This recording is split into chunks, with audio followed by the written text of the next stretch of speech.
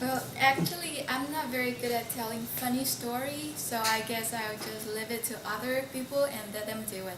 I decided to tell a really creepy story, and in fact, it is one of my dreams. So here, I wonder if people dream as much as I do, because I do dream a lot. Yeah, apparently bad quality of sleep. Have you ever dreamed really weird dreams like you took flying metro to your ex-boyfriend's house and saw he's committing suicide? Or you entered to a dilapidated house with your family and all of a sudden they just disappeared. And that's you. Yeah, only you. Facing all those antique photos of some random people you actually don't know in your life. Cold sweat and creep all over your head and your back and your hands. You wake up and feel really freaked out. Something like this, really creepy, really hard to understand why I always dream of those horror movie scenarios, and I didn't even have any ideas about the messages those dreams are trying to tell me. And there's one, really creepy, really scared me, really freaked me out. And I thought it was mentally draining as I woke up, and once I was very confused if that actually happened or was about to happen. So here's the story. In my dream, I worked as a volunteer in an elementary school in a stricken area for 7 days. There weren't many students, no more than 40. So everything was fine and I thought it would be happy and joyful as usual. But somehow weird things happened. 4 days passed and each day a child disappeared, vanished. So no one knew where they were, where they went. So in the meeting we were discussing about where they may be.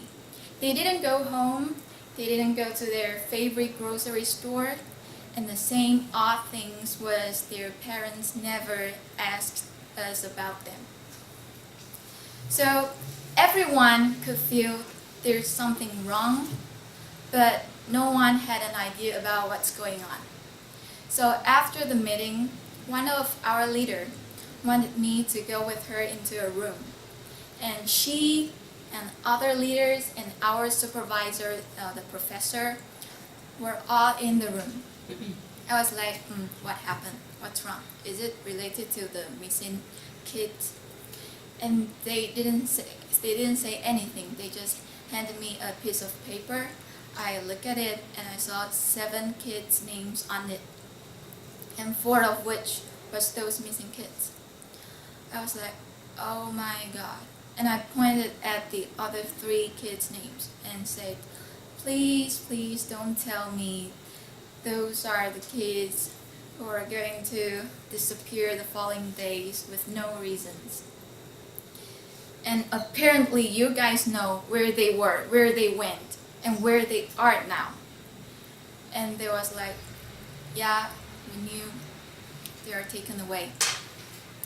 Because they are assessed as the most negative, the most pessimistic children in this campus. So they are taken away and their memories are going to be removed. And scientists will insert fake but happy memories to take place those back.